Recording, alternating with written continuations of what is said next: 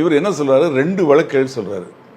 ஒன்று வந்து காஞ்சிபுரத்தில் ஒரு பெண் இன்ஸ்பெக்டர் அவங்க வந்து கொலை செய்யப்படுறாங்க. அந்த கொலைக்கு என்ன காரணம்னா அவங்களோட லேண்டு, கோடிக்கணக்கான ஒருத்தருள்ள லேண்டை வந்து சிலர் கேட்குறாங்க. அதை கொடுக்காதனால பிரச்சனையாகி அவங்க கொலை பண்ணிடுறாங்க.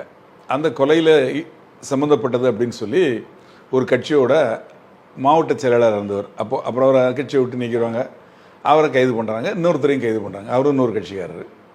அதுக்கப்புறம் ஆஸ் யூஷுவலாக அவங்க என்ன பண்ணுறாங்க, கட்சிக்காரங்கன்னா அவங்க காவல்துறை மேலே அலிகேஷன்ஸ் பண்ணுவாங்க.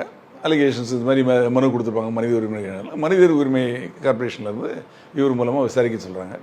விசாரித்து இவங்க என்ன சொல்கிறாரு அப்படின்னா, இந்த குற்றங்கள்லாம் உண்மைதான், குற்றச்சாட்டு என்ன சாட்டுலாம் சொன்னாங்களோ அதெல்லாம் உண்மைதான் இவர் சொன்னதாகவும், அதன் பேரில் அந்த வழக்கை விசாரணைக்கு எடுத்து ஆணையம் வந்து விசாரணை நடத்திக்கிட்டு இருக்கு, அதில் வந்து இவர் காவல்துறைக்கு எகென்ஸ்டாக கம்ப்ளைண்ட் கொடுத்துட்டாரு அப்படிங்கிறதுனால, அதாவது ஏடிஜிபி லாண்ட் ஆர்டர், அதே மாதிரி ஐஜி இன்டெலிஜென்ஸ், இவங்க 2 பேரும் என் மேலே கோபமாக இருக்காங்க அப்படின்னு சொல்கிறாரு.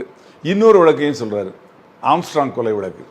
அந்த கொலை வழக்கில் அந்த குற்றவாளிகள் அவங்கள வந்து துன்புறுத்தப்பட்டாங்க, மனித உரிமை ஆணையத்துக்கு புகார் வந்ததன் பேரில் அதை வந்து விசாரிக்கையில் ஆமாம் அது உண்மைதான் அப்படின்னு சொல்லி இவர் விசாரித்து ப்ரிமா ஃபேசி மேடர் அப்படின்னு சொல்லி கொடுத்ததாகவும், அந்த 2 வழக்குகள்னால இந்த 2 பெரிய அதிகாரிகளையும் இவர் மேலே கோபத்தில் இருந்ததாகவும்